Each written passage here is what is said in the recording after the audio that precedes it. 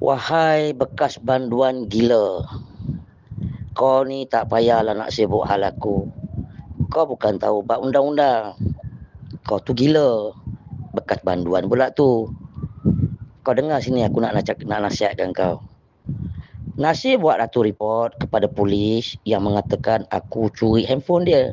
Tapi Nasir gagal untuk membuktikan kepada pihak polis yang aku mencuri. Di situ Nasir telah membuat satu laporan palsu. Jadi apabila pihak pendakwa raya melihat statement dan juga aku punya kenyataan bahawa pihak pendakwa raya telah membebaskan aku dan aku tidak bersalah.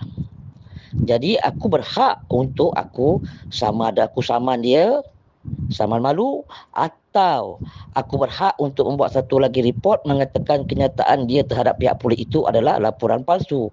Sebab aku punya statement, aku telah beri cukup A to Z dengan I lebay aku waktu kejadian aku di mana. Kau ni bakal banduan, gila lagi. Lagi kau nak defend orang gila. Dah, janganlah ramai-ramai yang gila. Kalau kau dah seorang gila, kau seorang aja gila. Tak payah kau nak ajak orang lain gila. Itu aku nasihatkan kau. Bekas banduan gila. Tak payah nak petik-petik nama aku sebab selama ni aku tak petik nama kau. Engkau dulu kena turun dengan jamban gila, terlolong,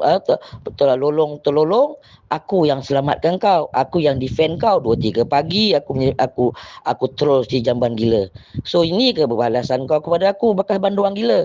Takkanlah dapat bunga sikit nak melompat-lompat, jangan jadi beruk dapat bunga. Ini nasihat aku kepada bekas banduan gila.